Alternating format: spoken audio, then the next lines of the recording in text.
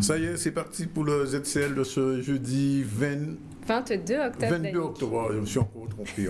Vous n'étiez pas loin pourtant. Hein. J'étais pas loin. Bonjour Céline. Bonjour Dani. Aujourd'hui, la barque est chargée. Très.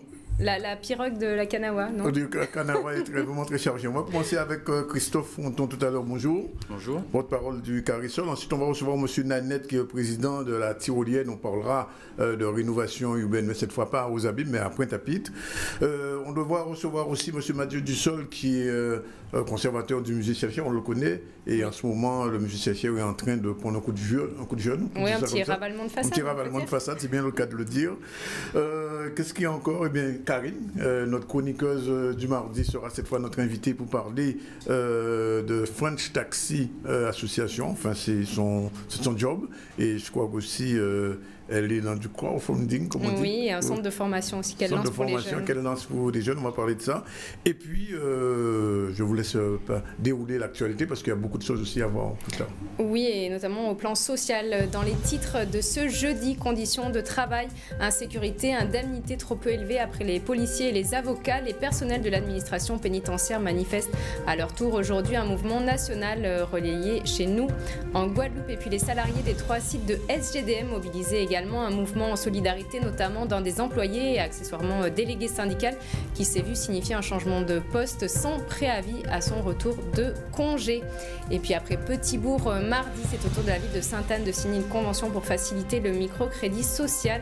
Le dispositif permet à des personnes traditionnellement exclues de l'accès au crédit bancaire d'emprunter de faibles sommes. Voilà un petit peu, Dani, pour ce menu relativement social, on peut dire, aujourd'hui. Oui, et c'est pas fini, puisqu'il faut ajouter la journée île morte à Saint-Martin, dans la partie française, où les gens manifestent contre le PLU, demandent au Conseil territorial de revenir sur cette décision. On va en parler dans les jours qui viennent. On devrait aussi parler un petit peu de France Antilles. Oui, France Antilles qui vient de, on peut dire, avoir une respiration de 6 mois, en fait, la procédure de redressement, donc 6 mois de plus pour essayer de trouver des solutions. Sauver la chose. Et puis ce matin, c'était la signature de la convention pluriannuelle d'objectifs à l'université, en présence du président de région, du président du conseil général, devenu président du conseil départemental, du recteur et aussi d'autres personnalités. Au moment où je vous parle, la signature est en train d'être faite à Fouillol. Notre reporter qui est là-bas, Péquigno, Yanis Péquigno, n'est pas encore revenu, mais il reviendra probablement. Il revient toujours en général. Oui, il revient toujours. Il reviendra de Fouillol sain et sauf, puisque la présidente de il faut le dire, présidente de l'université était aussi là. Et puis, vous savez, j'ai concocté une petite musique à la fin du journal. C'est parfait. Vous verrez ça tout à l'heure. Je crois comprendre que vous avez de très bon goût, Danick. On verra ça tout à l'heure. Ce sera vers 14h. Allez, on démarre tout de suite avec le CARISOL. Bonjour Christophe Fronton. Bonjour. Alors peut-être c'est la deuxième fois que vous venez ici. Peut-être faudrait-il rappeler en 2 mots ce qu'est le CARISOL avant même qu'on parle de cette manifestation prévue le 24. Oui, le CARISOL est un espace de souveraineté en quelque sorte qu'un certain nombre de patriotes confirmés et affirmés se sont octroyés afin de défendre les intérêts de la Guadeloupe sur l'ensemble des fronts qui nous concernent. Il faut aujourd'hui porter une analyse beaucoup plus pertinente entre les relations de la France et de la Guadeloupe pour se rendre compte que structurellement, c'est précisément ce rapport qui nous empêche de faire notamment émerger notre marché intérieur qui nous permettrait d'avoir une émancipation qui débouchera précisément sur une Guadeloupe prospère, en tout cas beaucoup plus prospère sur le plan économique. Et donc CARISOL est en quelque sorte là pour instaurer les prémices d'un futur État guadeloupéen. Nous sommes habilités à décrypter, analyser, surveiller, contrôler même le rôle du Parlement français par rapport à sa législation imposée, même si prétendument adaptée. Il s'avère que les lois françaises et l'esprit de leurs lois ne sont aucunement adaptés pour les spécificités de la Caraïbe. Cela tombe sous le sens. Je parlais de loi française. La France qui est elle-même en déperdition de souveraineté, j'allais dire, par rapport aux lobbies et aux officines européennes, nous sommes, nous aussi, contraints et forcés d'accepter toutes leurs directives alors que nous sommes dans les Caraïbes. Donc, en résumé, CARISOL est vraiment une fondation constructive qui permettra aux Guadeloupéens de s'approprier réapproprier tout simplement ce qu'ils sont et également sur le plan identitaire. C'est pas une nouvelle organisation indépendantiste, une énième organisation indépendantiste? Ce n'est pas un parti politique. Oui. Ce n'est absolument pas un parti politique. Nous n'avons donc aucunement vocation à aller aux élections. Nous resterons en quelque sorte des observateurs exigeants et vigilants. Mais nous sommes bel et bien une instance en tant que telle. C'est-à-dire qu'aujourd'hui, nous considérons que nous sommes en quelque sorte opposés officiellement à ce que symbolise la préfecture, puisque la préfecture est en Guadeloupe l'incarnation de la présence de l'État français. Mais le Carré-Sol, ça peut paraître prétentieux, ce que je vais dire, mais en vérité c'est ambitieux. Carré-Sol a surtout vocation à tout simplement créer un vrai pouvoir guadeloupéen qui permettra enfin aux Guadeloupéens de mériter une vie et un niveau de vie beaucoup plus décent, compte tenu de l'histoire de la Guadeloupe, avec la traite, l'esclavage et tout ce qui en découle. Je pense qu'il y a un moment, il faut vraiment se saisir, se ressaisir. Justement, je rebondis un peu sur l'aspect idéologique. Est-ce qu'il faut forcément se revendiquer patriote pour s'affirmer être davantage caribéen qu'européen, par exemple? Est-ce que la case patriote, elle est obligatoire? Qu'est-ce que le patriotisme? C'est la question. Le patriotisme, malgré tout ce qu'on pourrait entendre et qui, hélas, suscite bien des peurs, c'est un sentiment finalement très, très naturel. D'appartenance. D'appartenance déjà, effectivement, notamment à une histoire, à une langue, à une culture qui constituent donc en soi des éléments constitutifs d'un État. Mais il s'agit surtout de rappeler pour nous que le patriotisme en tant que tel, c'est surtout l'amour et le sens du pays. Donc bien évidemment, ce n'est pas un patriotisme, j'allais dire, ethnique. Il s'agit d'un patriotisme à travers lequel on se reconnaît par des valeurs, par un certain nombre de principes, par un certain nombre de propositions, de préconisations plutôt, et c'est ce qui fait que nous appartenons finalement à la même communauté de destin. Mais encore faut-il créer cette communauté. Et c'est vrai que ça relève tout ça d'un effort, j'allais dire, psychoculturel, compte tenu de la propagande assimilationniste qui sévit encore aujourd'hui, peut-être de manière plus pernicieuse, mais en tous les cas, toujours autant de manière prégnante.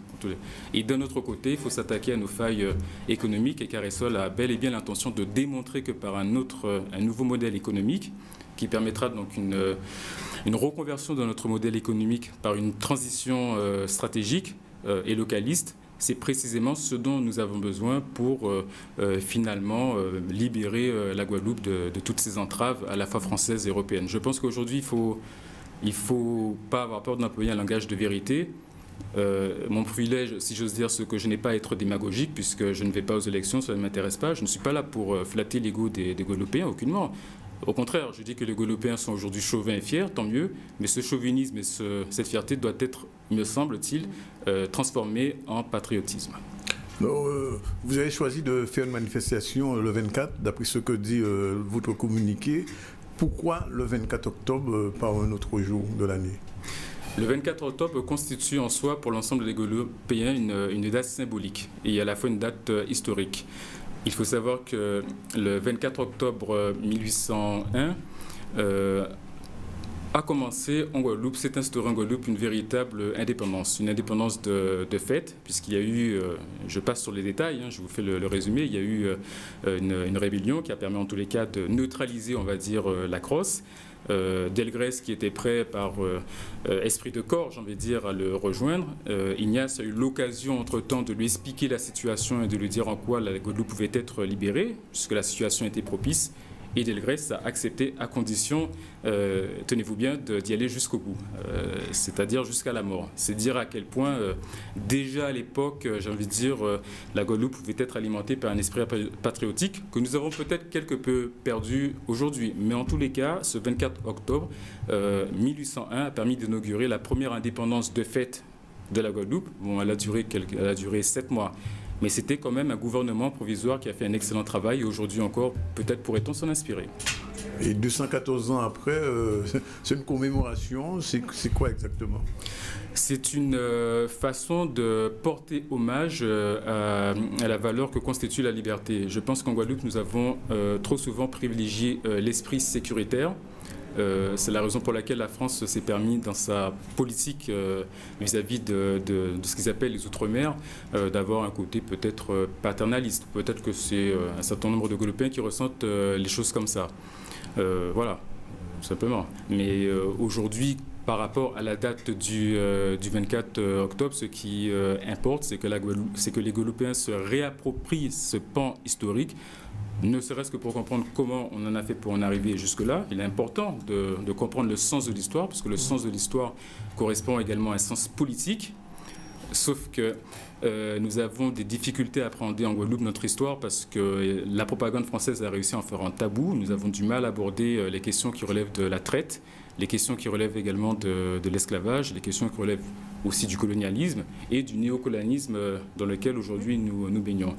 Il s'avère que, en tous les cas, ça a été mon parcours, je me permets de vous le dire, que c'est en étudiant son histoire qu'on comprend finalement le rôle exact de la France.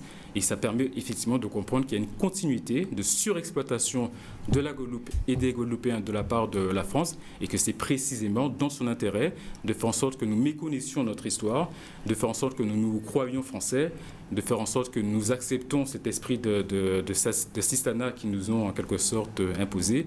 Et le 24 octobre doit devenir pour nous une date cruciale et emblématique, en dépit de tout ce qu'on entend de versions historiographiques de la France qui n'a finalement qu'une portée mystificatrice. Donc il est temps pour nous de lire notre histoire avec nos historiens, afin tout simplement, encore une fois, de se réapproprier tout ce qui constitue une communauté de destin et une nation. Alors, nous en sommes là, c'est très important. C'est bien du live parce que je reçois un tweet me disant est-ce que vous parlez du 21 octobre ou du 24 octobre? C'est samedi 24 octobre à 18h, donc à la place des parvis de droits de l'homme et des réparations, qui se situe donc entre le tribunal et l'église. D'ailleurs, église... C'est à Pointe-à-Pitre. À Pointe-à-Pitre, effectivement. Oui. D'ailleurs, j'aime bien la portée symbolique de cet espace, puisqu'il s'avère que l'église, en tous les cas, à l'époque de la traite, était censée symboliser une certaine espérance, afin que l'esclave puisse accepter le fouet de manière à aller au paradis. C'était en quelque sorte leur propagande. C'est dur à entendre, mais c'est la vérité. Et nous en sommes également les fruits. Et d'un autre côté, effectivement, le tribunal qui symbolise un peu la peur, la terreur et leur justice. Je ne peux pas dire la justice, mais leur justice. Je pense que c'est sous deux pressions, entre guillemets, qu'il est temps effectivement de déclarer que nous sommes libres, nous méritons cette liberté, même liberté qui va nous permettre tout simplement de construire notre pays. Moi, j'ai une double question. La première, c'était, je me demandais, en vous sentant très conscient par rapport à ces questions et avec beaucoup de connaissances aussi, vous le dites vous-même. Mais est-ce qu'aujourd'hui, la première question, c'est est-ce que ça parle aux jeunes générations, souvent qui voyagent beaucoup, on dit, on appartient au village mondial. Est-ce que justement ces questions patriotiques leur parlent? Et la deuxième, elle ressemble à quoi la Guadeloupe dont vous rêvez, vous? Alors, la différence déjà fondamentale entre, j'allais dire, les jeunes générations et les précédentes, c'est que les jeunes générations sont probablement moins imprégnées de peur. Voilà. Ils ne sont pas habités par cette espèce de peur panique dès lors qu'on imagine que nous sommes indépendants. L'idée d'indépendantisme ne leur fait pas forcément peur. Par contre, il s'avère que les jeunes générations sont peut-être plus pragmatiques. Eux, ce qu'ils voient, c'est qu'économiquement, ça ne va pas. Eux-mêmes sont dans des difficultés. Donc, qu'est-ce qu'on fait concrètement? Et par rapport à cet angle de vue, ils sont effectivement plus ouverts en termes de propositions, puisqu'ils savent que l'avenir leur appartient. Demain, ce sont eux, les futurs adultes de demain. Donc, ils portent quand même une certaine responsabilité et constatent que par les politiques publiques actuelles, il n'y a rien à attendre. Et autre différence, les jeunes sont beaucoup plus sensibles aux questions qui relèvent de l'identitaire. Voilà. Ça peut être aussi une forme de mode, ça l'a été à un certain moment, mais aujourd'hui on a plus de facilité, les jeunes, à accepter leurs caractéristiques identitaires. Il y a beaucoup moins de complexes, ne serait-ce que par rapport aux cheveux crépus. Bon, ça peut paraître trop de détails, mais il faut savoir que tous ces complexes et peurs et refoulements ont été alimentés par la même propagande. Or, il s'avère que les jeunes sont beaucoup plus en recul par rapport à ça. Donc lorsque nous discutions avec les jeunes, ils sont beaucoup plus alertes et optimistes par rapport au discours tenu, effectivement. Et justement, dans la Guadeloupe dont vous rêvez? Alors, la Guadeloupe dont je rêve, Si vous arrive de rêver. Il faut être idéaliste, puisque, vous savez, le libéralisme économique d'aujourd'hui que l'on considère comme notre réalité a été avant un idéal qui a été défendu par des think tanks, des lobbies, et qui finalement ont réussi à triompher, à faire du moins leur idée ont triomphé parce qu'elle s'est imposée dans la réalité. Mais à l'époque où les gauchistes étaient beaucoup plus forts, on considérait que le libéralisme économique n'était qu'une utopie, que ça n'allait pas venir. Pourtant, cela constitue notre réalité. Donc il en va de même pour la Guadeloupe. Aujourd'hui, la Guadeloupe étant, j'allais dire, traversée par des multicrises quasiment permanentes. Donc, je suis tenté de dire qu'on ne peut qu'aller mieux dès lors qu'on change les choses. Peut-être que ce qui nous manque, c'est le courage de changer les choses. C'est vrai qu'il paraît que c'est dans la nature de l'homme d'avoir peur de l'inconnu. Mais compte tenu de la situation, compte tenu de sa gravité, compte tenu de son urgence, j'ai le sentiment qu'on n'a pas le choix. C'est Bob Marley qui disait qu'on ne sait pas à quel point on peut être fort jusqu'au jour où finalement c'est la seule option qui nous reste. Je pense que ce moment est venu. Alors, vous dites tout à l'heure que vous n'irez pas aux élections, enfin que Carré-Sol n'ira pas aux élections. Quel est donc le projet politique de Carré-Sol, puisque nous sommes dans une période électorale où tout le monde s'agite autour de partis, de Lurel, Chalus, etc. etc. Quel projet vous proposez aux Guadeloupéens qui vous écoutent aujourd'hui? Alors, faisons bien la part des choses. Nous avons bel et bien un projet, bien évidemment, et surtout une vision pour la Guadeloupe. Mais la constitution d'un projet, voire d'un programme politique, cela concerne plus les partis politiques. Nous, dans notre façon de fonctionner, nous allons plutôt délivrer des préconisations, en quelque sorte, et en même temps alerter l'opinion publique sur ce qui est en train de se faire.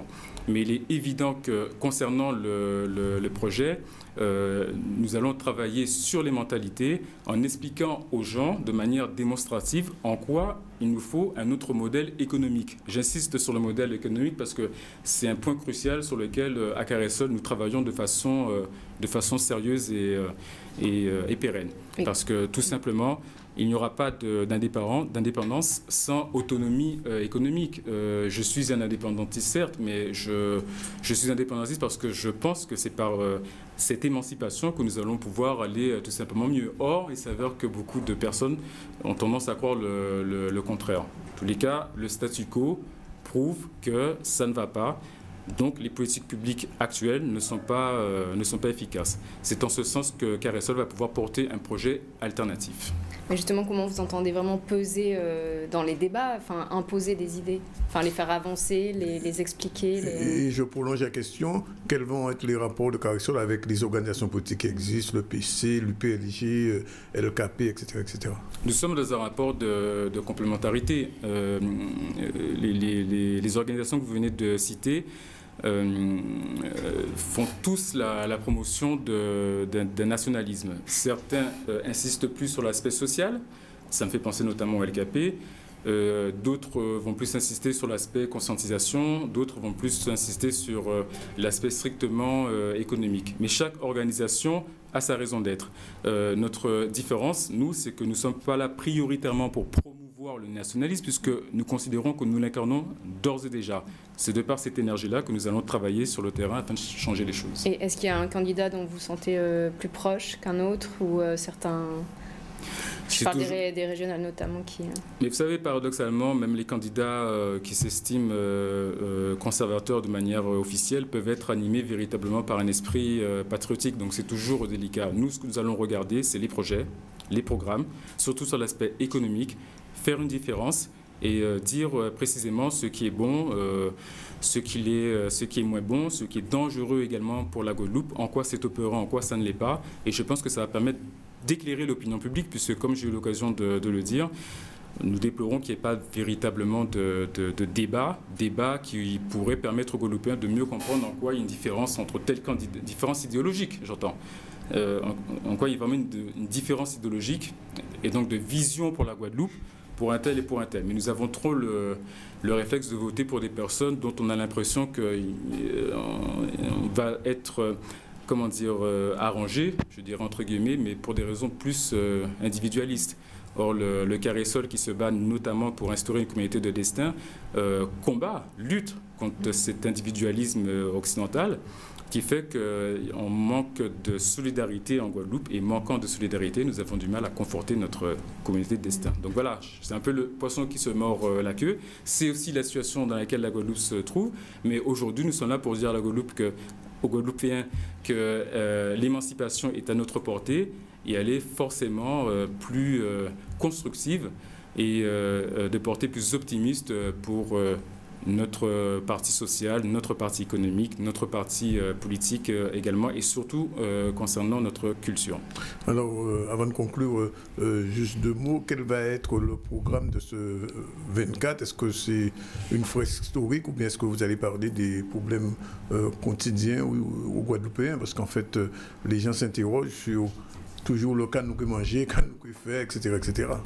Oui, donc le 24 octobre à Pointe-à-Pitre devant le tribunal. C'est samedi. Samedi, oui. C'est ce samedi, ce samedi. Oui, c'est ce samedi. À partir donc de 18h, nous invitons donc l'ensemble des Guadeloupéens. Ce sont des retrouvailles. Pour tous ceux qui aiment la Guadeloupe, il ne s'agit pas de dire qui est nationaliste, qui ne l'est pas. Nous n'en sommes pas là. C'est, comment dirais-je, c'est accordé, enfin, du moins c'est réservé à l'ensemble des Guadeloupéens. Ce n'est pas nous qui allons faire de la discrimination sur ce que pensent les gens, s'ils sont contre ou s'ils sont pour. Ce sont des retrouvailles, à la fois un rassemblement, je disais, donc pour inaugurer la fête de la liberté. Il faut qu'on se réapproprie cette valeur. Ça paraît, tout le monde sait que la liberté, c'est bien. Moi, je pense qu'il y a 1001 libertés, mais c'est vraiment un sentiment qu'on doit fouiller, ne serait-ce que sur le plan psychoculturel. Est-ce que nous sommes vraiment libres? Est-ce que nous sommes vraiment nous-mêmes? Et je pense que quand on est soi-même, on est davantage épanoui. Donc nous en sommes là précisément à CARESOL. Et donc le 24, ça va être l'occasion de le rappeler à travers un certain nombre de discours. Donc nous aurons le privilège d'avoir un certain nombre d'orateurs. Il y aura également un certain nombre d'artistes qui viendront donner, j'allais dire, leur vibration et leur force pour contribuer à ce que nous allons construire. Mais c'est surtout un moment solennel où nous allons pouvoir écouter ce qu'un certain nombre de membres de CARESOL ont à nous dire. Suite à ça, nous allons entamer une marche, une procession en quelque sorte, où nous allons pouvoir passer un petit moment de recueillement et d'hommage devant la fresque Nestor, en résonance avec ce qui s'est passé en mai 67. Et nous continuons donc dans ce cheminement, j'allais dire, solidaire et patriotique pour aller au Memorial Act, qui est en quelque sorte le lieu symbolique et fort de la constitution de notre mémoire, et en même temps rendre hommage à nos aïeux et aussi à l'ensemble des résistants qu'on appelle les Negmaro, en tous les cas à l'époque, dont nous nous sentons tout simplement dignes héritiers. Voilà, donc il s'agit pour nous de réhabiliter toutes ces valeurs pour que les Guadeloupéens, la Guadeloupe se portent mieux.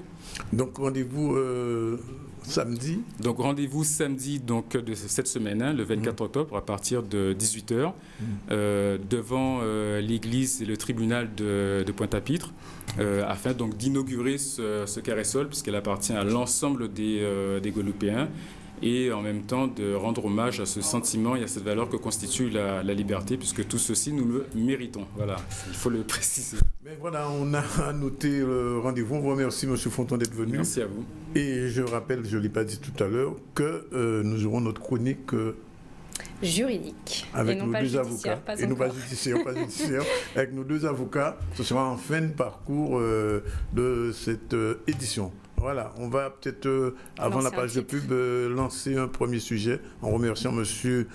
Fonton, et on va recevoir dans un instant M. Nanette, qui est déjà là. On commence cette édition conditions de travail, insécurité, indemnité trop peu élevée. Après les policiers et les avocats, justement, les personnels de l'administration pénitentiaire manifestent à leur tour aujourd'hui.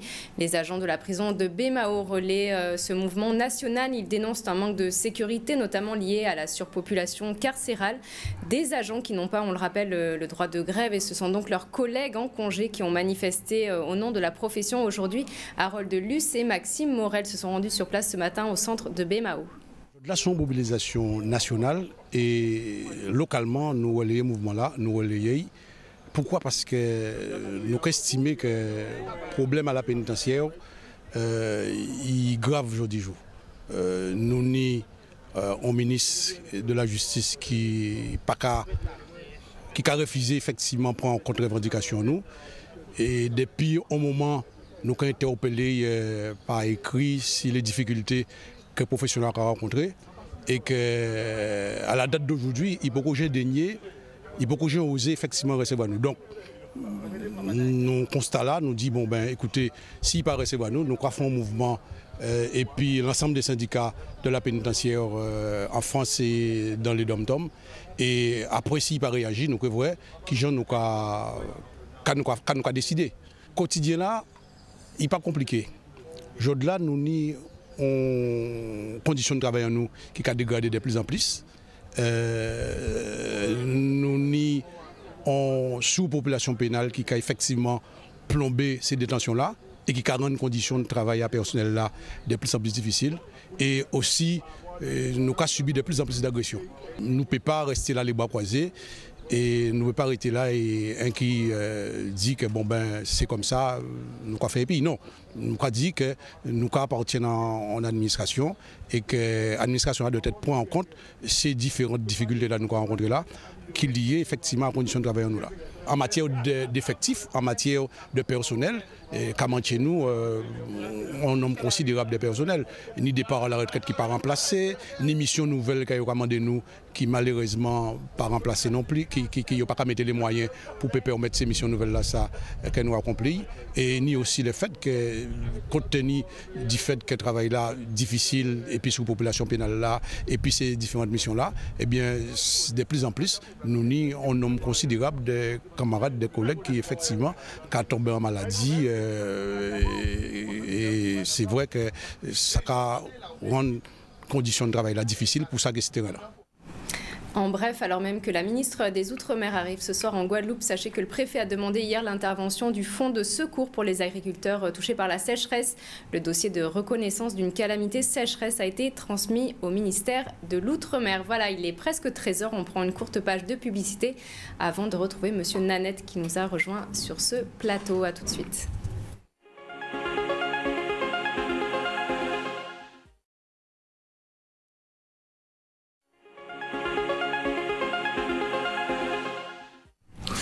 Tout de suite, 13h03, on reçoit Éric Nanette, qui est président de la Tyrolienne, mais qui est aussi responsable d'un collectif sur la rénovation urbaine d'une partie de Pointe-à-Pitre, c'est-à-dire le secteur Henri IV, qui est pratiquement en déconstruction, on va dire ça comme ça. Bonjour, monsieur Nanette. Bonjour. Alors, vous avez tenu une conférence de presse il y a une semaine, un peu plus d'une semaine, c'est mercredi dernier, à Nesouta, pour dénoncer un certain nombre de, on va dire, de problèmes inhérents à cette reconstruction, et particulièrement dans le secteur que vous connaissez bien, qui est celui d'Henri IV.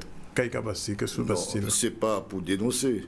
Ah, pour améliorer. Pour rectifier. Pour demander l'application de l'article 3 de la convention partenariale qui régit, qui est la Bible de cette rénovation urbaine. Mais aussi, je dirais que notre champ d'action ne se limite pas simplement à Bergevin, Henri IV. Nous avons aussi les quartiers de Mortenol, Luzy-Mathieu, Georges-Roux. Tout ce qui est en rénovation. Toute la rénovation. Le parc immobilier de la société immobilière de la Guadeloupe. Oui. Après Tapin. C'est tout ce, que ce soit le parc ancien ou le parc nouveau. Qu'est-ce qui ne va pas? Comme je vous ai dit, que l'article 3, qui dit la concertation et l'information sur le projet. Oui. On s'est rendu compte que nous sommes absents.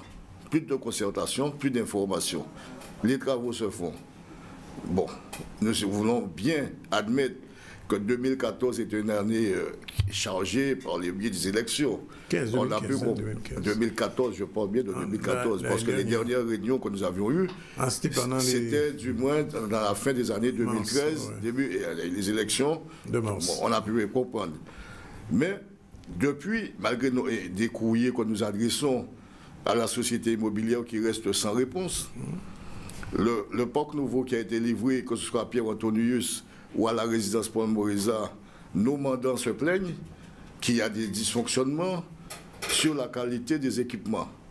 Eh bien, vous saviez, à force de remplir un verre, à un certain moment, ça finit de ne plus pouvoir contenir. Eh bien, c'est ainsi. nous avons utilisé un des armes que nous permet la démocratie, d'organiser une conférence de presse pour attirer l'attention et puis de prendre à témoin l'opinion publique. Et cette conférence de presse a quand même, nous allons déjà profiter de pouvoir remercier l'ensemble de la presse, ça a permis que nous avons pu rencontrer la SIG jeudi dernier. Et dans les champs, un calendrier de travail a été mis sur place, et pas simplement des rencontres, mais aussi nous souhaitons que des résultats s'en suivent. Ouais. Et vous avez le sentiment que maintenant, que la concertation que vous souhaitiez de vos voeux est établie, ça y est, le courant passe? Non, mais c'est pas dire que de nos voeux, comme c'est nous qui voulons nous faire plaisir. Nous demandons simplement que la loi soit respectée. C'est pas nous, c'est la loi Borloo qui demande, qui a dit dès le départ, dans le cadre de la rénovation urbaine, il faut qu'il y ait la concertation, que les gens soient associés. On ne doit pas faire pour, on doit faire avec. Et on se rendant compte que cela n'est pas tenu, mais c'était à nous en tant qu'acteurs et de faire valoir nos droits. Droits en tant que représentants des résidents et aussi en tant que partenaires de cette opération. Alors voilà, ce que c'est pas une envie de jouer qu'on voulait se faire plaisir et de dire qu'il faut que la concertation, non. C'est un devoir. Je vais prendre un cas concret. Les gens qui étaient dans ces immeubles qui ont été pour certains détruits, d'autres ne le sont pas encore.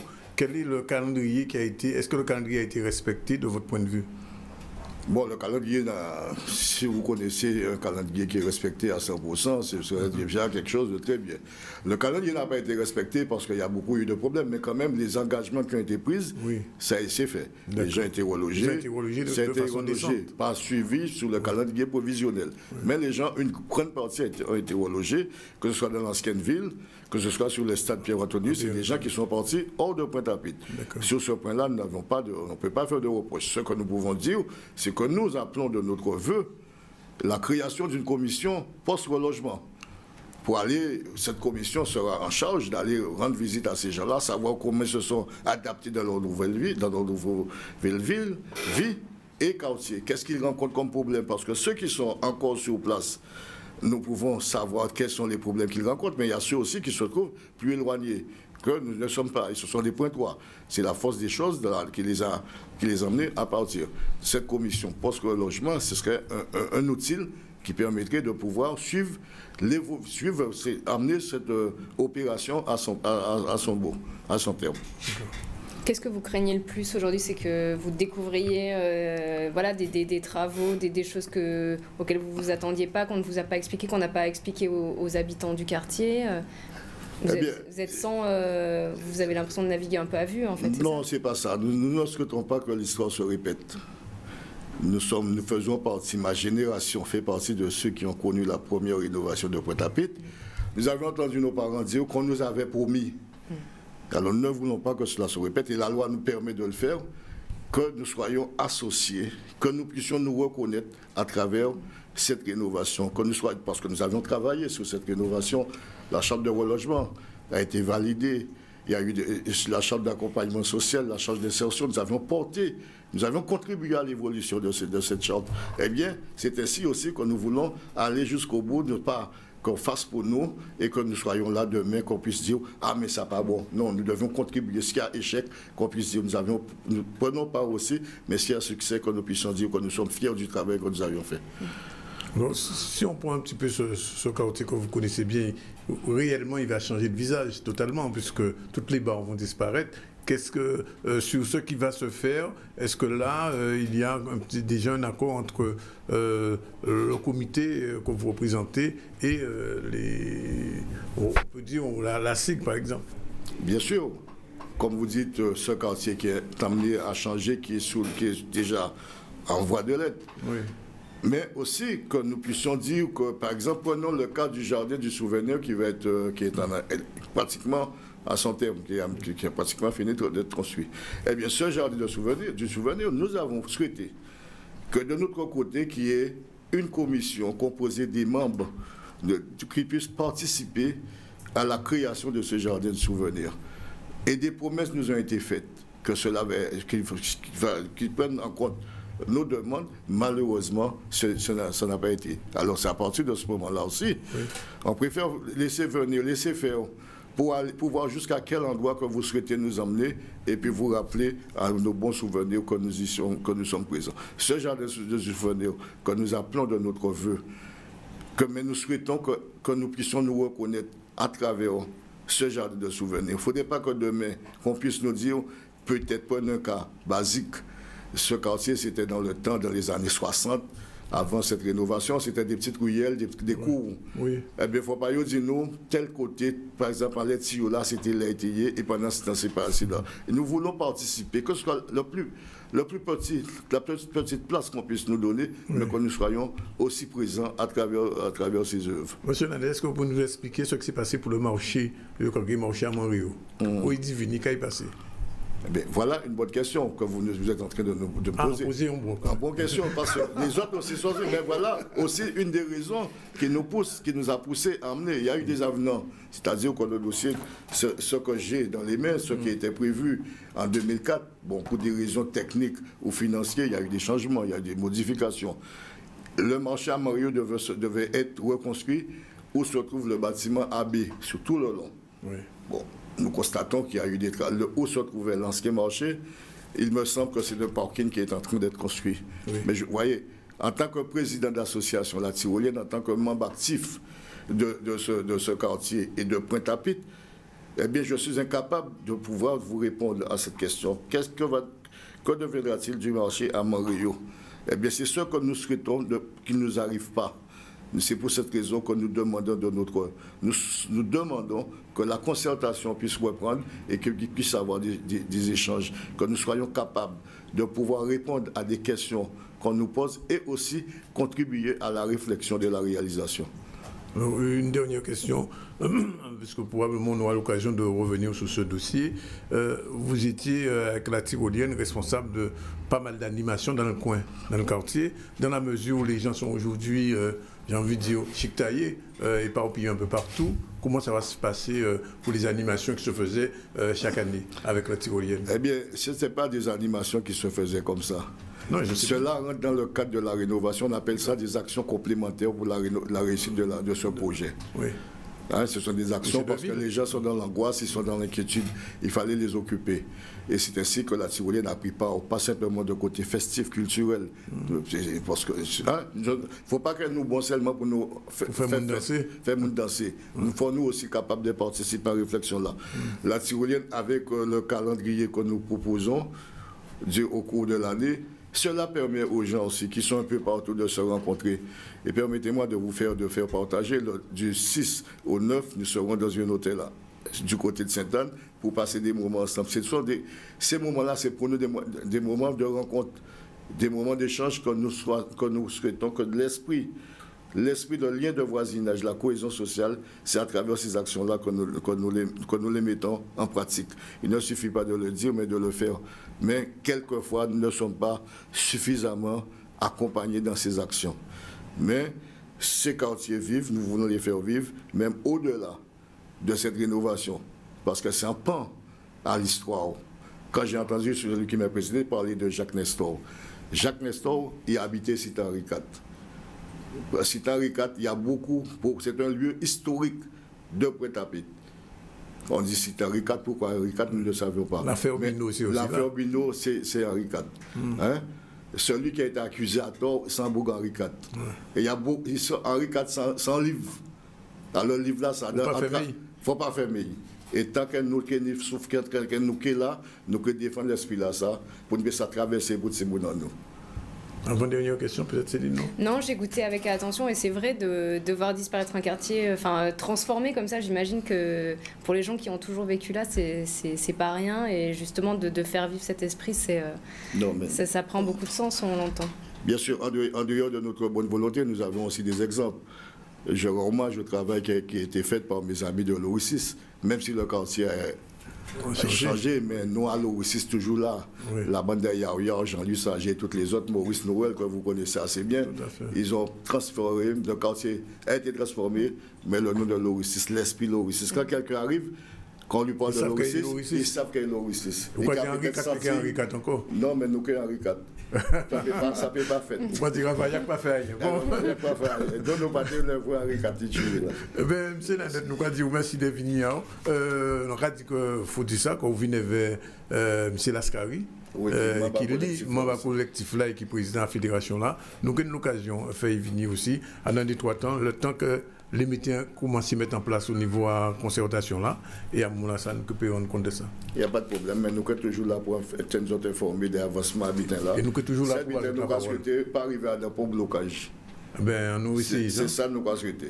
Bien que nous avons le bloc là, mais on va ensemble. Nous avons souhaité passer avec nous. Ok, c'est ça pour la suite. Et on continue avec les salariés des 3 sites de SGDM mobilisés ce matin, un mouvement en solidarité envers l'un des employés, accessoirement délégué syndical, qui s'est vu signifier un changement de poste sans préavis à son retour de congé. En effet, de mécanicien, il aurait été muté entre guillemets vers un poste de laveur de véhicules, une décision arbitraire que dénoncent ses camarades ainsi que les syndicats parmi d'autres points. On écoute ce reportage. Depuis le 14 septembre, nous avons un camarade délégué syndical à nous. On a transféré poste de travail, il a transféré Marc Laïté qui travaille ici. Là, et depuis le 14 septembre, il part en poste de travail. Ça nous a demandé, c'est réintégration à ici poste de travail. Et c'est pour ça que là, tous les camarades militants et dirigeants à l'UEC, GTG et d'autres membres de l'organisation là, nous mobiliser pour pésamment des réintégrations à ces postes de travail. Les camarades là, en congé et recevront un courrier, là, il a dit le 14 septembre, il a transféré à un poste de laveur et au camarade là, mécanicien plus de 10 ans.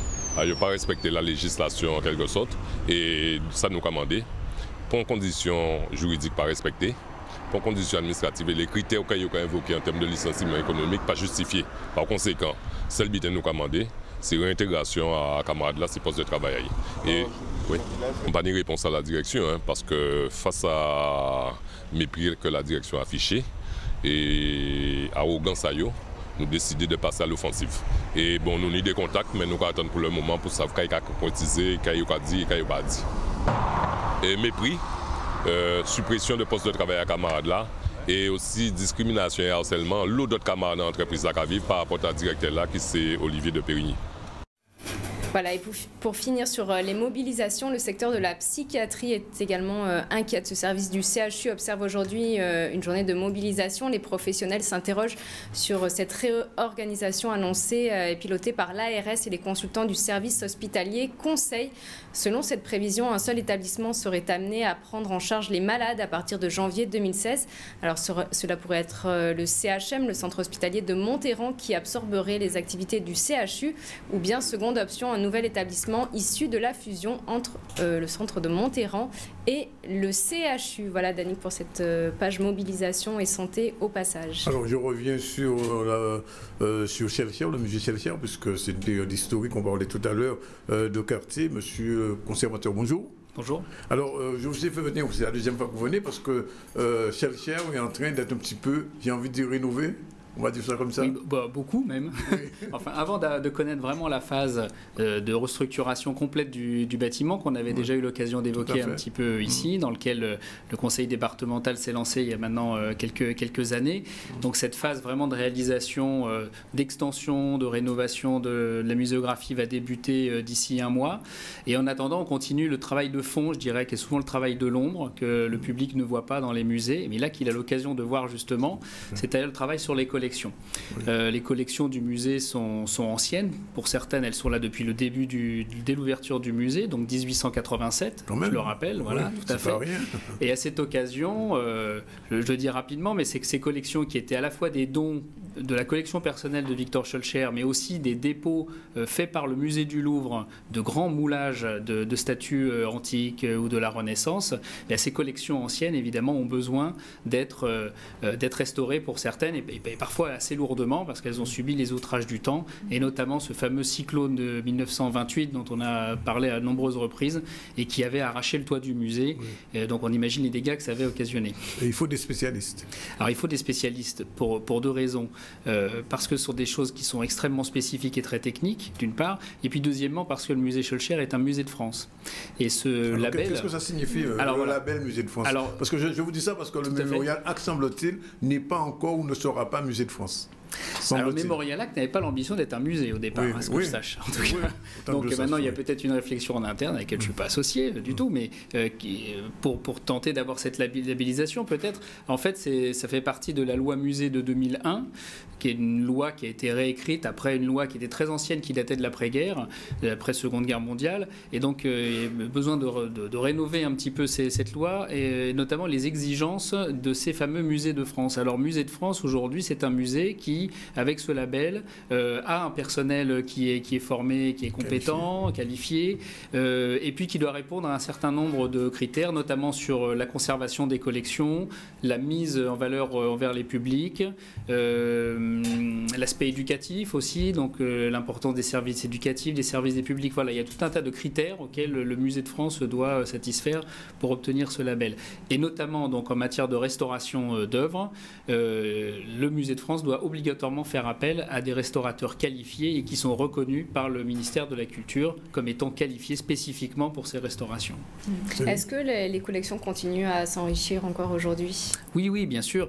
Ça aussi, ça fait partie un petit peu du travail de l'ombre, mais il y a un grand travail sur les collections anciennes, mais aussi sur le renouvellement, l'enrichissement de ces collections. Et c'est bien justement le but de cette restructuration que connaît le musée Schœlcher et de cette réorganisation muséographique que le public pourra voir d'ici 2 ans, en fait, d'ici la fin des travaux. C'est bien de proposer un autre regard sur les collections anciennes, mais aussi sur des thématiques nouvelles, enrichies, avec des nouvelles acquisitions. Et du coup, ce coup de jeune, en fait, pour certaines pièces, en fait, c'est certaines pièces en particulier ou c'est une globalité Alors, ça pourrait être tout, bien sûr, hein, mais disons qu'on essaye de fonctionner par urgence, je dirais. Alors, il y a des urgences conservatoires, c'est-à-dire des œuvres qui sont très abîmées, qui continuent à s'abîmer, et celles-ci, bien sûr, font partie de celles qui doivent être traitées en priorité. Aujourd'hui, on n'est plus vraiment dans le cadre des urgences. Elles ont été traitées les dernières années.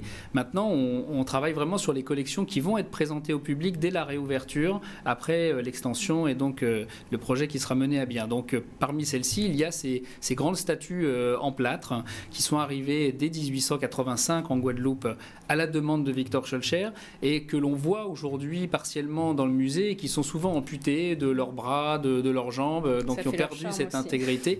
Alors ça fait leur charme, c'est ce côté un petit peu désuet, un peu vieillot, effectivement. Voilà. Alors oui, je vous le confirme, on ne va pas remettre des bras à la Vénus de Milo. Hein, bien que ça ait été fait au XVIe siècle, mais ça a été démonté depuis. Mais là, on travaille vraiment sur des collections qui sont uniques en Guadeloupe, mais qui sont uniques dans toutes les Antilles. En fait, il n'y a pas de musée, que ce soit en Martinique, que ce soit dans d'autres îles, qui conservent des collections telles que celle-ci. Alors, elles ont donc leur importance à ce niveau-là parce qu'elles permettent de donner une ouverture culturelle. C'est ce que voulait Schœlcher en créant ce musée. C'était une sorte de continuité de l'école. Et nous, on travaille beaucoup avec les scolaires au musée Schœlcher. Le service éducatif reçoit à peu près 2500 scolaires par an sur des thématiques très variées qui touchent au patrimoine local, à l'histoire locale, mais qui donne aussi une ouverture sur d'autres formes culturelles et notamment celles qui ouvrent sur les arts de l'Antiquité, grecque, égyptienne, mésopotamienne. Voilà des choses qui sont en général abordées à travers de petites reproductions dans des manuels scolaires, plus occasionnellement et très rarement par des voyages scolaires dans des grands musées européens. Et bien là, on a cette chance, nous, à travers des copies, bien sûr. Hein, bah, on dit c'est des copies, c'est moins bien que l'original, mais c'est exactement l'original. C'est-à-dire que ce sont des moulages qui ont été faits sur les originaux, donc qui sont grandeur nature et qui permettent tout à fait de faire un travail sur l'évolution des techniques artistiques, l'évolution de la représentation du corps humain, etc. etc. Donc ces statues, comme d'autres pièces, vont être recentrées vraiment au cœur de ce nouveau musée Schœlcher.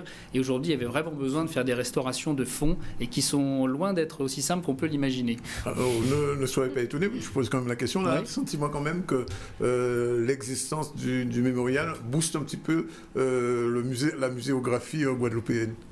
Ah, peut-être, mais comme j'ai eu l'occasion de le dire ici, j'espère vraiment que le Mémorial Act va être une véritable locomotive pour les musées. Alors, en ce qui concerne le musée Schœlcher, c'est peut-être un hasard de calendrier, parce que ça fait déjà 8 ans que le musée Schœlcher, et avec le conseil départemental, nourrit son projet. En fait, on a à peu près démarré en même temps, je dirais, qu'avec le Mémorial Act. Les choses n'ont pas abouti de la même manière en même temps. Le musée Schœlcher, c'est peut-être plus petit, mais c'est plus complexe, je dirais, parce que d'un point de vue architectural, on doit travailler au centre de Pointe-à-Pitre, dans un tissu urbain qui, vous le savez, est très contraint. Un espace plus réduit aussi. Et un espace plus réduit, voilà. Alors que le Memorial Act a eu la chance d'avoir un terrain vierge et de pouvoir construire. C'est un peu plus simple, hein, techniquement. Disons que ce qui est intéressant aujourd'hui, c'est qu'on va avoir une complémentarité muséographique en Guadeloupe. Voilà, il y a ce Memorial Act, effectivement, qui est essentiellement axé dans sa présentation permanente sur une histoire qui se veut exhaustive de l'esclavage et des formes d'oppression qui ont accompagné l'esclavage, la ségrégation également, etc. Le musée Schœlcher ne sera pas une sorte de mini Memorial Act, parce que ça n'aurait pas d'intérêt, mais bien quelque chose de complémentaire. Et ce qu'on explique régulièrement au public qui vient au musée, c'est que ce musée Schœlcher n'est pas seulement un musée qui évoque le rôle qu'a pu jouer Victor Schœlcher dans l'abolition de l'esclavage, les limites également de ce rôle et tout ce qui a entouré cette époque, mais c'est aussi un musée de beaux-arts, et je crois que ça c'est vraiment très important. Il est né musée de beaux-arts, ce musée. Il est devenu un musée qui a évoqué Victor Schœlcher, l'abolition de l'esclavage, à un moment où personne ne le faisait, d'ailleurs, il faut bien le dire. Et donc, cette complémentarité, cette dualité, finalement, c'est ça qui fait l'originalité du musée et qui fera la complémentarité avec le Memorial Act. Et puis, j'ai envie de dire que, du fait de votre présence ici assez fréquente, on a le sentiment que le musée Schœlcher communique davantage maintenant. Oui, je crois que de toute façon, aucun projet essentiellement culturel ne peut se faire sans l'accompagnement du public. J'y crois fortement, c'est-à-dire que bien sûr il y a des grandes lignes directrices qui doivent être tracées par le conseil départemental, le conservateur que je suis, etc. Mais je crois que la réception du public et l'intervention même du public, parce qu'on fait très souvent des enquêtes de public au musée autour des animations que l'on peut faire, des manifestations, du livre d'or qui est en accès libre, et donc l'idée c'est vraiment de construire un projet qui puisse correspondre à la demande des Guadeloupéens. Je crois que pour l'instant on y arrive plutôt bien, parce qu'on a réussi à avoir une fréquentation qui aujourd'hui est majoritairement faite de Guadeloupéens résidant en Guadeloupe, et non plus... Mais vous aurez bientôt des touristes avec le Memorial Act. Alors il y a des touristes aussi. Si vous êtes dans le projet muséographique guadeloupéen, nécessairement le touriste qui ira au Memorial Act, en entendant parler du musée Schœlcher, on l'espère, parce qu'il y a une vraie complémentarité à créer, ne serait-ce que sur Pointe-à-Pitre, où il y a quand même deux musées de France, qui sont le musée Schœlcher, le musée Saint-Jean-de-Perse et le Memorial Act. Donc là, il y a une véritable carte culturelle, une offre bien plus importante qu'elle n'a jamais existé sur Pointe-à-Pitre à créer. Nous, en plus, musée Schœlcher, on va créer une complémentarité avec la médiathèque de Pointe-à-Pitre, qui se trouve juste à côté, qui est séparée par un mur de l'espace du musée Schœlcher, mur que l'on va percer. Que l'on va percer carrément pour qu'il y ait vraiment... on va percer, on va faire une porte. C'est-à-dire qu'on pourra aller au musée Schœlcher en venant de la médiathèque de Pointe-à-Pitre. Et on pourra aller du musée à la médiathèque. Et cette complémentarité physique, elle sera aussi, bien sûr, intellectuelle, culturelle, puisqu'il y aura des complémentarités dans les collections, dans les événements, les expositions qui pourront être faites entre ces deux établissements. Un dernier mot, alors, la présentation, la restitution au public, à partir de quand ? Alors, dès maintenant, moi j'invite vraiment le public à venir au musée, parce que malgré les travaux, le musée continue à fonctionner. C'est-à-dire que tout à chacun peut venir aujourd'hui de 9h à 17h, ce sera le cas aussi demain, venir voir les restaurateurs qui sont en train de travailler sur place. Ils sont deux, Denis Chalard, je donne leur nom quand même parce que ce sont des personnes importantes, Denis Chalard et Christine Devos. Christine Devos est une restauratrice très capée, puisqu'elle faisait partie de l'équipe qui a restauré récemment la victoire de Samothrace au Louvre. Vous voyez, ce sont des gens qui sont vraiment des choses à communiquer, à raconter sur leur parcours, et justement on a voulu les associer à une restitution qui irait au-delà du travail qu'ils sont en train de faire aujourd'hui au musée Schœlcher, mais parler aussi de leur métier, ce métier de la restauration qu'on n'est pas forcément, qui peuvent intéresser des jeunes. Et donc demain, vendredi donc 23 octobre, au musée Schœlcher à 18h30, nous convions tout à chacun, ceux qui sont intéressés, ceux qui sont dubitatifs, qui ont des questions, etc., à venir au musée Schœlcher. L'entrée est libre donc pour discuter avec ces restaurateurs et voir le travail qui a été fait. Mais voilà, on vous remercie, c'est dit. Et puis, ce n'est sûrement pas la dernière fois qu'on vous voit. C'est l'heure de la pub, Céline. On va tourner une page de pub et puis on se retrouve tout à l'heure pour parler Canarois et puis après parler juridique aussi. On continue dans le CNCL de ce jeudi 23. Non, 22. 22. Voilà, c'est fait.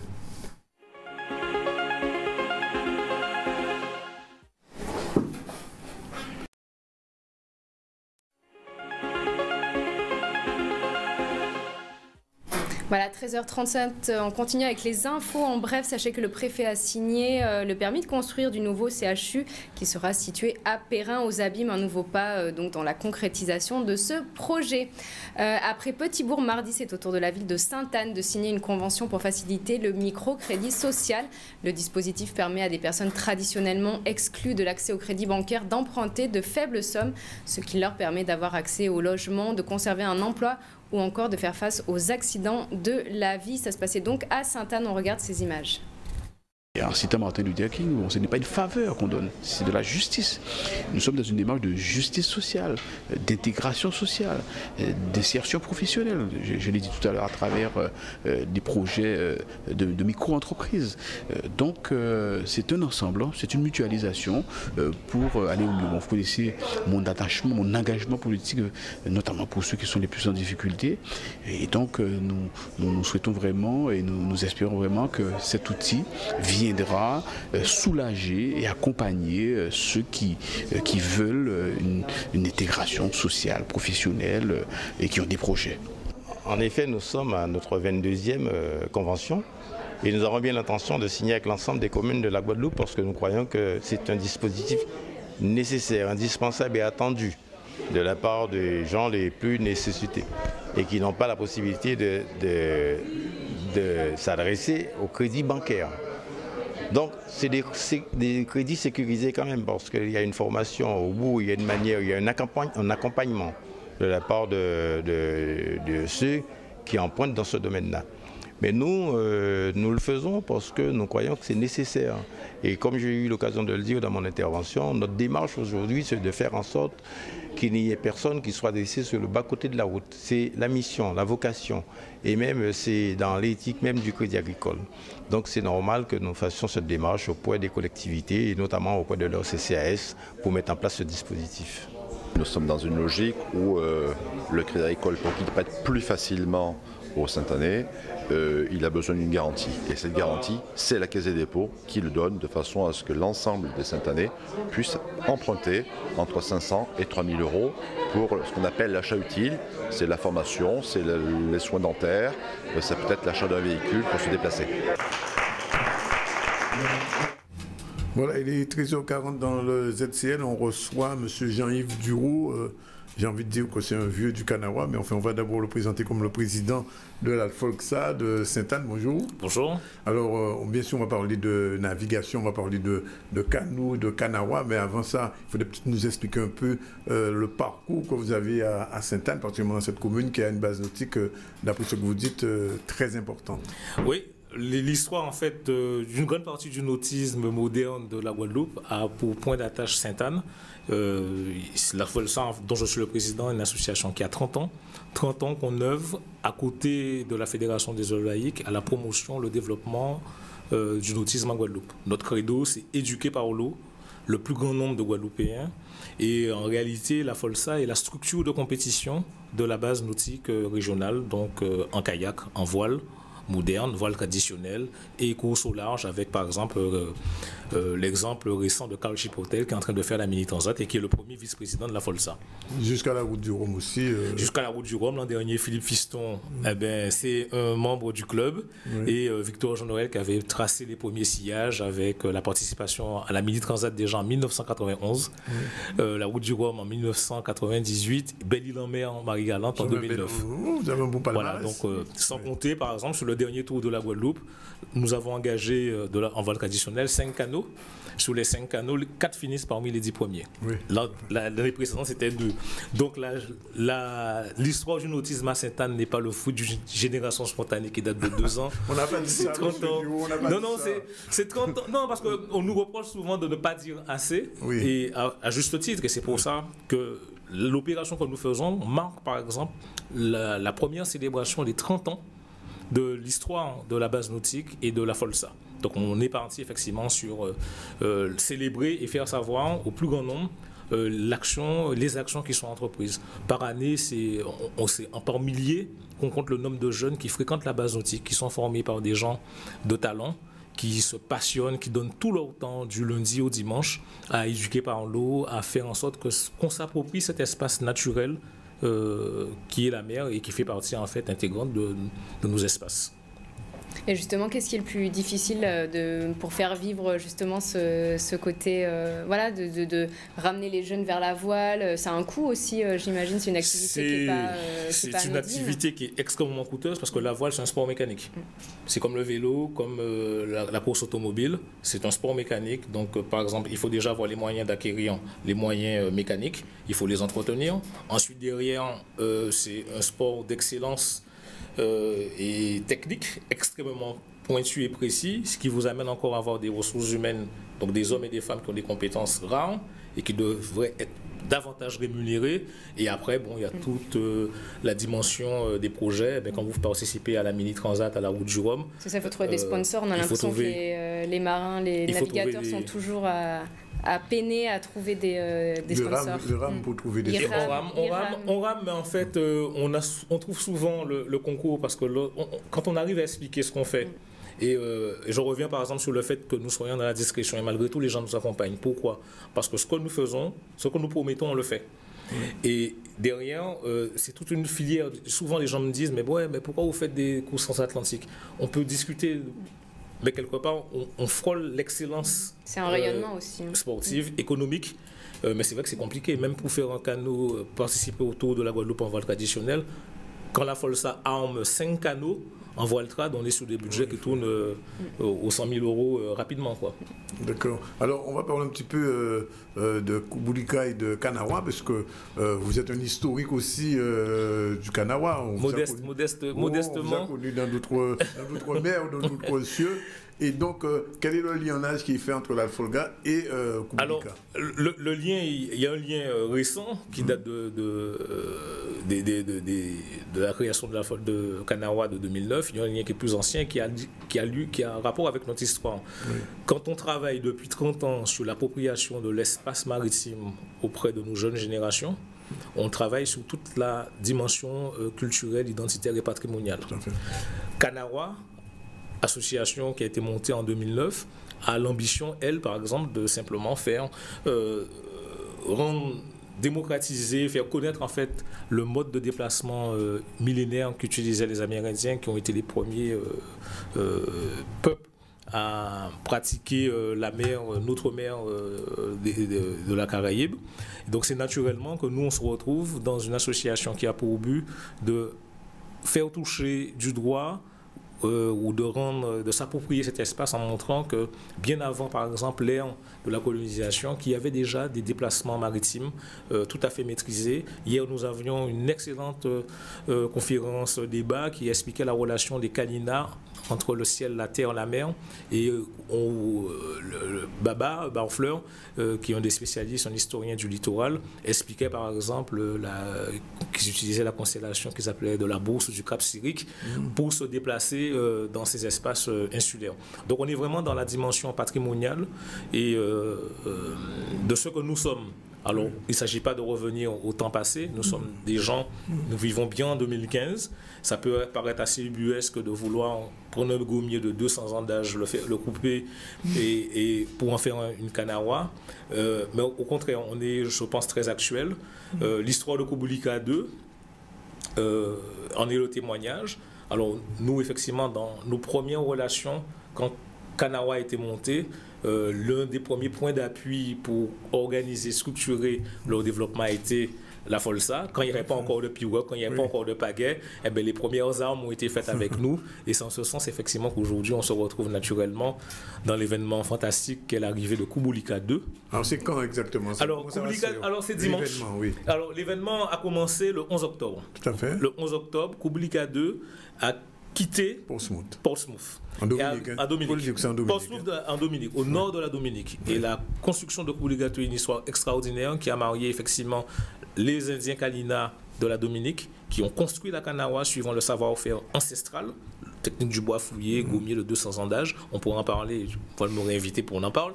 Oui, ensuite, derrière, avec les gens de Portsmouth et bien sûr les Guadeloupéens de l'association Kanawa. Ensuite, donc, 11 octobre, elle a quitté Portsmouth en Dominique pour rejoindre le Marie-Galante par Gambourg.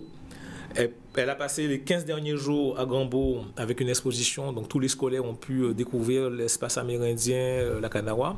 Le samedi 24, elle quitte à 15h30 Gambo pour rejoindre Saint-Louis. Grande fête populaire d'accueil à Saint-Louis à ce moment-là. Et le lendemain, elle quitte Saint-Louis pour une autre grande traversée et rentrer en propre sur le territoire de Koussaloua, donc la Grande Terre, par Sainte-Anne. Koussaloua, oui. Oui, voyager. Oui. Vous sortez des mots en Kalina sans traduction. Et la particularité de l'opération sur Sainte-Anne, c'est la première fois que 2 Kanawa de 16 mètres, propriété de l'association Kanawa, vont naviguer bord à bord. Yumuliku, qui est basé déjà à Sainte-Anne depuis le mois de juillet, mais qui n'est pas son port d'attache, mais va partir en mer, rejoindre Kubulika 2, et les deux vont arriver. Et la grande fête d'accueil. C'est un cadeau qu'on fait à Sainte-Anne, là? C'est pas un cadeau. Oui, c'est un cadeau, c'est une chance extraordinaire pour nous. On l'a saisi, mais c'est beaucoup de travail aussi. Moi, je ne veux pas non plus quitter et sans remercier les hommes, les femmes qui ont travaillé sur ce projet depuis l'histoire avec Kanawa. Sur Sainte-Anne, on a fait quelque chose de particulier parce que le contexte aussi est important. Tout le monde sait que les événements récents ont touché la Dominique et Rika. La question s'est posée, par exemple, est-ce qu'on maintenait le principe de la traversée? De commun accord, tout le monde a convenu qu'il fallait le faire. On a simplement ajouté à cette traversée et l'arrivée de Kubulika 2 en Guadeloupe une opération de solidarité qui a été portée en Marie-Galante par la communauté de communes et à Sainte-Anne par nous à Folsa. Sauf que ce que nous avons tout simplement fait, on a proposé aux grands clubs, aux grandes associations de Sainte-Anne, qui la Juventus, VCS, les Côtes de la Mare, le Troisième Âge, les associations familiales catholiques et tout, de participer avec nous à cette opération de solidarité. Et chaque association, dans son réseau, a constitué une collecte qui sera remise le 25 aux gens de la Dominique qui vont accompagner la Kanawa et pour amener ces denrées nécessaires au bien-être de nos amis de la Dominique. Rendez-vous samedi. Rendez-vous samedi soir à Sainte-Anne parce que grande veillée culturelle d'attente avec Songez ça. Le lendemain matin, dès 7h du matin, petit déjeuner avec nos amis les scouts en devenir, exposition, débat, clin d'œil à Carl Chipotel qu'on va appeler et voir depuis Las Carros, la Mini Transat. Il sera parti des Canaries là? Non, il sera encore là, il sera sur place en train de préparer son bateau. Ensuite, départ de Yumuliku, la Kanawa qui est présente à Sainte-Anne. Ensuite, arrivée des 2 Kanawa, célébration avec Femme Kika.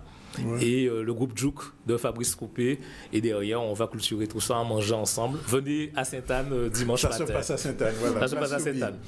Les repas seront pas chers. Voilà. Okay, c'est comme ça qu'on arrive des fois à financer. Vous avez dépassé vos 2 minutes 35, mais c'est pas grave, on vous remercie. Merci Daniel. Monsieur Duo, à très bientôt. À bientôt, à dimanche. À dimanche au moins. À dimanche. Ouais, on sera là. Merci. On continue avec Céline, on fait notre chronique et puis on reçoit notre amie Karine qui piaffe d'impatience. Mais Karine, on arrive à vous.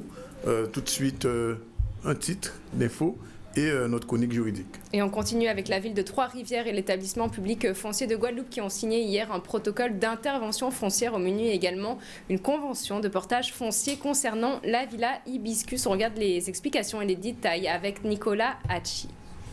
Je sais que cette signature de convention est très importante pour nous. Importante à plusieurs titres. D'une part, nous avons une commune qui n'a pas du tout de réserve foncière et l'intervention de l'EPF nous permet d'augmenter cette réserve foncière. La deuxième chose, ça nous permet d'avoir un opérateur à nos côtés qui sera là pour nous accompagner sur l'aménagement de notre territoire, puisque dans le protocole d'intervention foncière que nous avons signé, nous avons identifié déjà des terrains ou des quartiers où nous voulons véritablement porter de nouvelles infrastructures.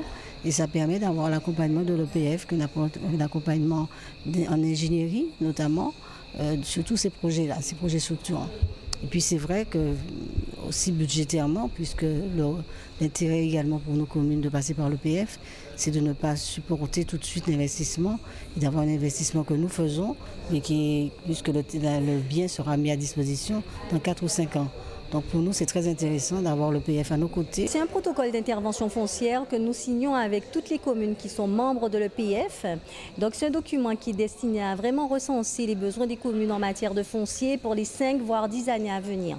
Donc c'est vraiment un document de programmation qui recense les besoins en matière d'habitat, de développement économique, d'équipement public et qui identifie les opportunités foncières qui sont intéressantes à acquérir pour la mise en œuvre des projets.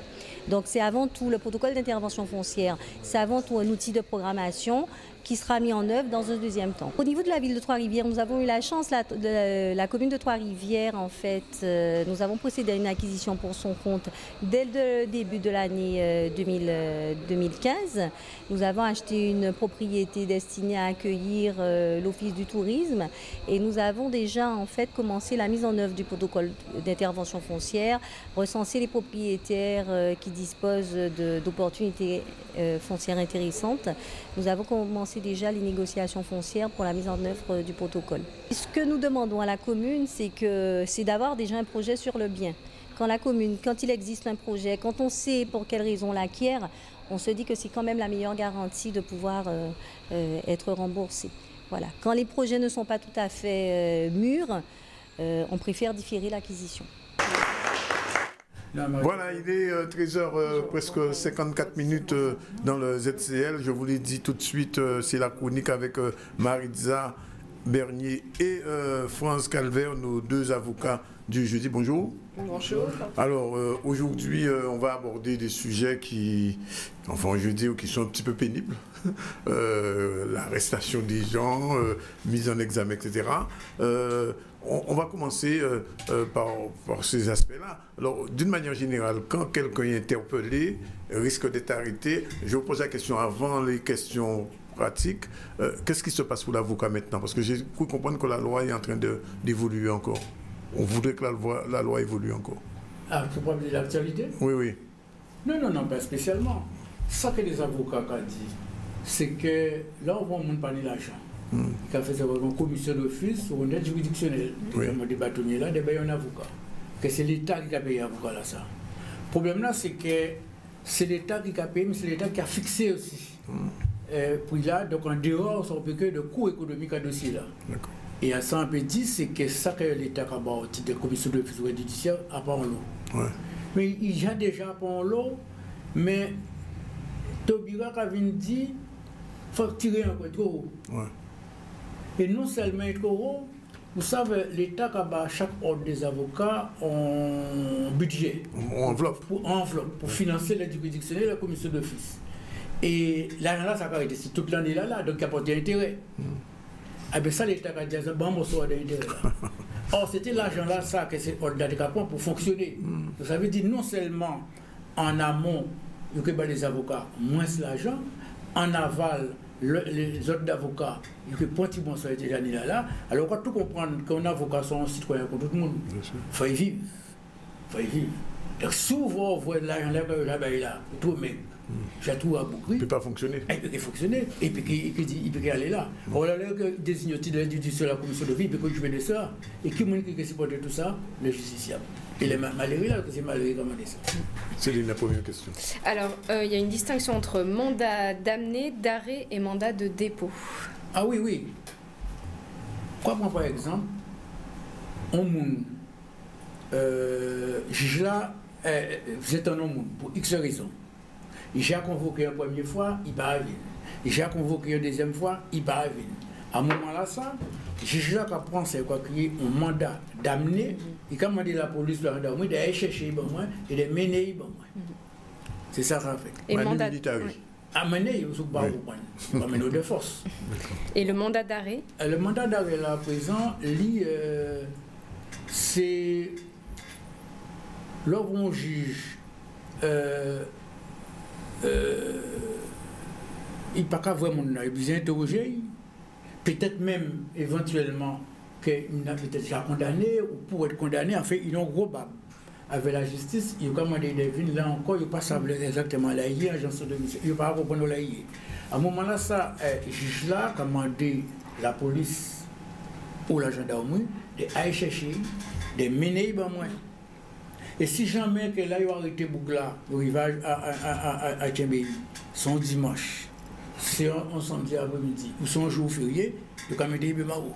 En attendant qu'elle ait lundi, il peut devant le juge là. Et enfin, le mandat de dépôt. Le mandat de dépôt là, à présent, si par exemple, notre tribunal juge là, tribunal là, plutôt condamné mon à plus d'un an, la journée, ferme. C'est dire, et qu'après, il a dit, nous décernons mandat de dépôt. Ça veut dire tout de suite que mon a sorti en tribunal, c'est Bemaro direct. Et il a dit. Ça dit, au président du tribunal là même, c'est tout de suite. Il a pris une décision, mandat de dépôt, et il a demandé. Exécution tout de suite. Oui, pour le directeur à la journée là, à Bemaro, de recevoir Bemaro au Bastet, de recevoir et de mettre un dedans. Le tribunal là, où on juge d'instruction, peut procéder sur ça aussi, on juge quelconque, on juge la liberté de la détention. D'accord. La mise en examen.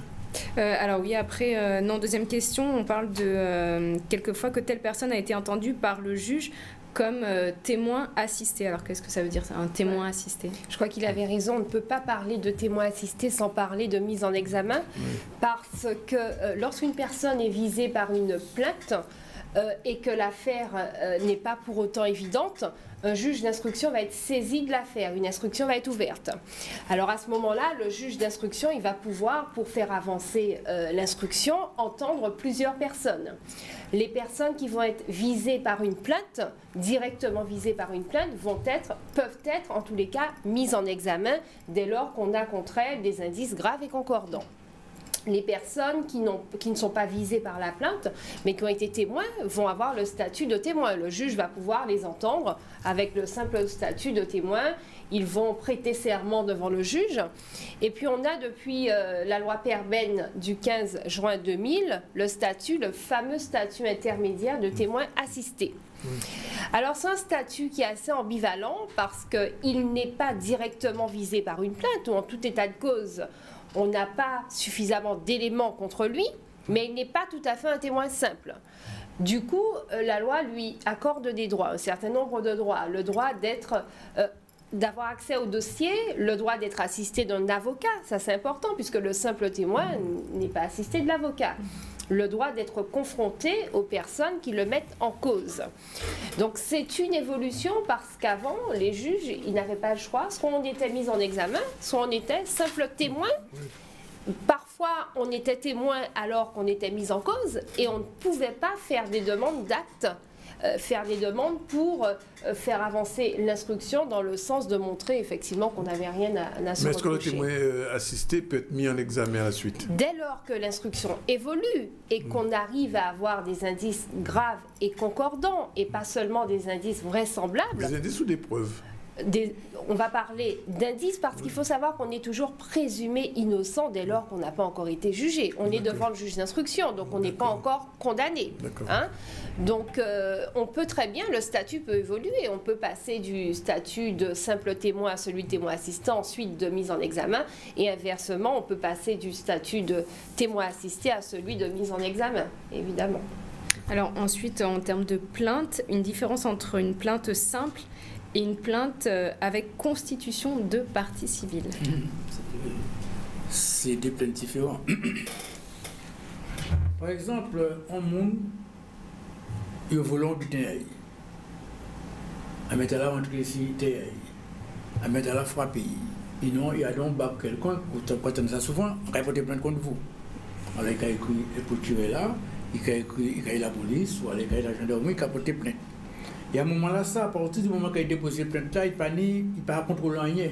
Il peut attendre des vrais cas pour tirer là qu'il a fait. Parce que là, on porte plainte là, la police, la gendarmerie, et vous portez pas pour tirer là. Et c'est pour tirer là qu'il a dit qu'il peut faire étendre ceci, étendre cela, il faut diriger l'enquête.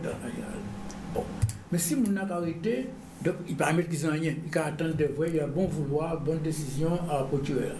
Mais si par exemple, non, il peut faire longtemps, il porte plainte. Rien pas rien. Peut-être déjà 3 mois j'ai passé, rien pas rien, ou alors, pour tirer là, ils savent, ils pensent à quoi qu'il y ait une ordonnance de non-lieu, pour tirer là, ils savent, c'est sérieux, nous classer ça, classer sans suite, plutôt. Bon. À un moment là, ça, on a une possibilité. Dans ce cas-là, ça met aussi en dehors de d'autres cas, on a aussi une possibilité de porter plainte avec constitution de partie civile. Ça veut dire qu'il y a écrit un juge qui est particulier, le juge, le doyen des juges d'instruction, et il a déposé plainte là. Et pour tirer là, il a essayé de dire qu'il a fait avec plainte là. Et quoi, vous voyez, bon, juge d'instruction, qui a révoyé, non seulement de va-et-vient, et qui a révoyé le juge d'instruction là, qui au moment là, ça, obligé d'ouvrir une information, c'est-à-dire de débuter une enquête. Et à partir du moment qu'il a dit qu'il a mettre en mouvement l'action publique, c'est-à-dire que c'est lui qui déclenche le procès là, pas pour tirer là qui déclenche, c'est lui-même. Si bien, pour le monde pas prendre l'habitude à produire considération G, que déposer peut-être là, droite à gauche, pas constituer une partie civile, il faut payer une caution, il faut consigner en certaines sommes, dans certains délais, et souvent, il mettait par exemple, c'est 10 000 € pour le 10 novembre. Le 10 novembre, pour payer peut-être là, en poubelle. Donc, c'est un peu les deux nuances là, ça, plein de simple et plein de responsabilités. Et la différence entre un centre pénitentiaire et une maison d'arrêt? Alors, tant qu'il y en a une, il doit y en avoir une. Évidemment, vous l'avez compris, ce sont deux types de prisons. Simplement, la maison d'arrêt, elle est destinée à recevoir des détenus provisoires, c'est-à-dire des personnes qui ne sont pas encore jugées, mais qui sont en détention provisoire. Il y a un délai de garde ce genre de... Oui, en principe, il y a des délais. Il y a des délais en matière délictuelle et des délais en matière également... Oui, il y a des délais en fonction de la peine encourue et de la juridiction qui sera saisie.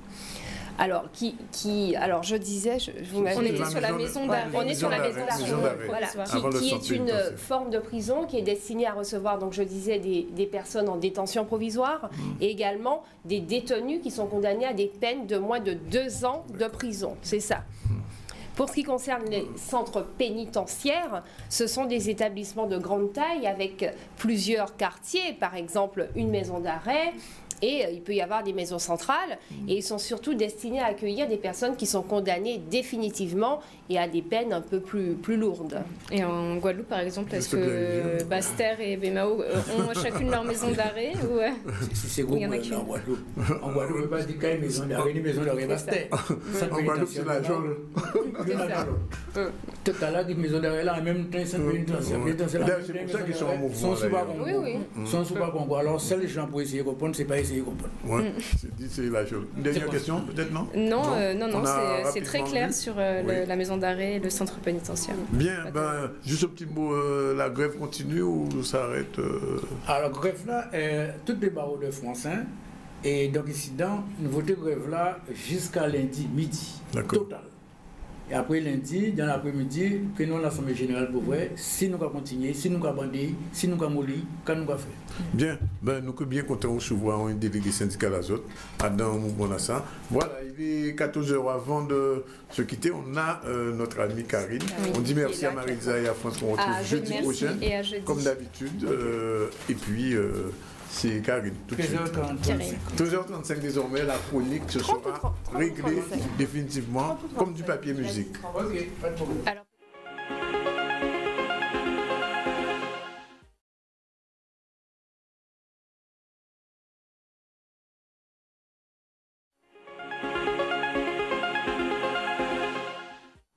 14h10, le ZCL continue, contrairement à ce que vous pouvez penser. On n'a pas encore déjeuné, mais on continue. On va recevoir Karine, notre chroniqueuse du mardi. Bonjour Karine. Bonjour Danick. Et donc, mais on est bien jeudi. Hein. On est bien jeudi, donc on n'est pas mardi, on n'est pas retour dans le futur. Elle vient parler de elle vient parler d'autre chose que de sa chronique. Karine, je crois que vous allez ouvrir un centre de formation. Oui, ça y est, French Caribbean Taxi prend corps. Prend de l'ampleur. Prend de l'ampleur, oui, puisque en dehors de la partie transport, on a décidé d'ouvrir une école de taxi. Alors on rappelle, c'est une application qui permet au départ de fédérer taxi, mais c'était sur le portable. Voilà, les professionnels, qui est très pratique d'ailleurs. Voilà, exactement. Donc c'est vrai qu'on a créé French Caribbean Taxi pour structurer le secteur. Ouais. Et c'est vrai que les chauffeurs de taxi sont, pour la plupart, partiront à la retraite dans les 5 à 10 ans. Vous n'allez pas vous plaindre, non? Pardon? Vous n'allez pas vous plaindre de leur départ à la départ? retraite? Non, on leur fera un bon point de départ. D'accord. On va les remplacer par des plus jeunes. Exactement. Et des plus branchés, plus connectés aussi. Des plus connectés aussi. Ouais. Donc voilà, l'idée c'est de pouvoir, de tous ceux qui veulent embrasser cette profession qu'ils puissent être formés par nous-mêmes, de façon à ce qu'ils puissent ensuite intégrer le groupement d'intérêt économique. Mais alors ça veut dire quoi? Parce que pour être taxi, le permis de conduire, ça suffit pas? Non, ça suffit pas. Et en plus, il faut l'avoir depuis plus de 3 ans déjà, pour commencer. Mais il faut aussi passer ce qu'on appelle le certificat de capacité professionnelle de conducteur de taxi. D'où la formation. D'où la formation. Et donc, vous serez un centre agréé? On sera un centre agréé par la préfecture. Est-ce qu'il y a, je pose la question, est-ce qu'il y a une demande de chauffeurs de taxi sur le territoire guadeloupéen? Oui, il y a une demande de chauffeurs de taxi. Pourquoi? Parce que c'est vrai que dans le monde de la formation, aujourd'hui, on propose beaucoup de formations. C'est pas toujours très... Sans déboucher. Sans déboucher. Oui. Et là, pour le coup, on peut travailler. Alors, peut-être pas tout de suite, parce qu'après, il y a toutes les démarches administratives à faire pour l'obtention des... le business. Financer le véhicule, avoir une autorisation de stationner, etc. Là, aujourd'hui, par contre, une fois qu'on a fait tout ça et qu'on a son véhicule, oui, on peut travailler tout de suite. Et puis, Alors, votre formation s'adresse à des jeunes à partir de quel âge? 18 ans et 21 ans. 21 ans, parce qu'il faut avoir au moins 3 ans de permis. Exactement. Oui. Il faut avoir un casier du judiciaire vierge aussi. Voilà. Et donc, à partir du moment... N'avoir causé aucun accident, ou ça, c'est pas être impliqué dans... Il faut avoir tous ces points sur son permis. Voilà. Oui. Donc, c'est déjà au moins un point important. Niveau d'études. Niveau collège. Collège? Ouais. Brevet des collèges, c'est suffisant? Oui. Parce que si j'ai mon bac, je ne peux pas venir. Si, minimum brevet des collèges. Ah, minimum, il faut le dire, minimum. Alors, vous entendez, jeunes qui nous écoutez, qui écoutez Karine, 21 ans, donc 3 ans de permis, et surtout un niveau de 3e de collège et plus si affinité. Voilà, donc il y a vraiment c'est un métier qui a de l'avenir, parce qu'aujourd'hui on occupe ce qu'on appelle des activités accessoires, donc c'est des segments de clientèle qu'on n'occupe pas encore beaucoup en Guadeloupe. Donc c'est pour ça aussi qu'on ouvre l'école de taxi, parce qu'il faut qu'on puisse à l'avenir occuper ces segments-là. Voilà. Je parle du transport urbain, qui est une vraie problématique aujourd'hui. On n'en parlera pas. Non, mais bon. Alors comment vous allez fonctionner, Karine, par session de formation? Il n'y a qu'une seule session par an. Ouais. Donc ce sera une session par an qui commencera au mois de janvier. Donc là, il faut s'inscrire. C'est parti. Et qui dure combien de temps? Qui dure alors 5 mois, donc 3 mois entre la rentrée et les épreuves d'admissibilité. Et ensuite, au mois de mai, on a les épreuves d'admission. Formation diplômante? Certifiante. Certifiante, voilà. Ouais, d'accord. Et ensuite, il y a un renouvellement tous les 5 ans à faire sur la partie juridique et gestion d'entreprise. Hommes et femmes. Hommes et femmes, surtout femmes. Les femmes sont les bienvenues. Taxi. Oui, c'est bien. Oui. Est-ce que c'est pas un métier quand même dangereux? Non, parce que, comme je disais tout à l'heure, il y a d'autres segments de clientèle. Par exemple, une femme qui veut rentrer dans le métier, elle peut faire du transport médicalisé, par exemple, et donc elle a une patientèle la journée. Ça, c'est possible. Ensuite, on a tout ce qui est activités touristiques, croisières, excursions, etc. Bon, là où ça peut être dangereux, ce serait peut-être pour le transport de nuit, mais là, on n'aura qu'une équipe d'hommes. Pour le moment, moi, j'ai qu'une équipe d'hommes sur le transport de nuit. Donc non, il n'y a pas... Et puis aujourd'hui, les TPE sont obligatoires dans les taxis. Donc là, TPE. Les appareils à carte paiement. Voilà, les terminaux de paiement. Ah, d'accord, les terminaux de paiement. Voilà. D'accord. Ils sont obligatoires dans les taxis. Donc tous les taxis ne sont pas encore équipés. On vient de recevoir un document que j'ai reçu aujourd'hui d'ailleurs là-dessus. Ce qui leur évite d'avoir du cash. Ce qui leur évite d'avoir du cash dans le véhicule et de se faire agresser pour de l'argent. C'est ça. Le top départ, c'est janvier. C'est janvier. Le nombre de places? On limite le nombre de places à 40. 40, c'est pour la première promotion. Voilà. Ouais. Et la formation dure 5 mois. À raison de... C'est tous les jours, du lundi au vendredi. Alors, c'est du lundi au vendredi, en journée pour les demandeurs d'emploi. Ça se fait à Jarry? Ça se fait sur BMAO. Pas forcément sur Jarry, mais sur BMAO. Et ce sera également... alors, on va essayer de mettre en place, s'il y a de la demande, des cours du soir, en fait, entre 17 et 20 heures, de façon à ce que les salariés puissent se former aussi au métier. Et le résultat des cours, si on peut parler comme ça, c'est quoi? C'est quand? Les résultats de l'examen, ce sera au mois de mai. Au mois de mai. Et dès septembre prochain, on verra de jeunes taxis... Oui, s'ils arrivent à obtenir et la voiture et l'autorisation de stationner. Vous aidez au montage du dossier pour la voiture? Oui, c'est pour tout, et même au montage de dossier pour le financement de la formation. D'accord. Oui. Alors, j'imagine qu'on aura l'occasion de revenir, même dans votre chronique mardi prochain, sur cet appel, parce que c'est un appel à candidature, il faut le dire. Tout à fait, exactement. Et donc on a besoin de jeunes taxi girls, Taxi Boy. Alors, on s'adresse où? Ola, qui côté, qui t'en comment? Alors, pour les inscriptions, vous pouvez me contacter au 05 90 38 40 40. Voilà. Bis 05 90 38 40 40. C'est facile à retenir. C'est noté. On va se rappeler de ça. Et mardi, on va encore reparler parce que c'est important. Voilà. On a vraiment fini. Aujourd'hui, Nous sommes jeudi. On est jeudi. Demain, c'est vendredi. On est déjà jeudi. La veille.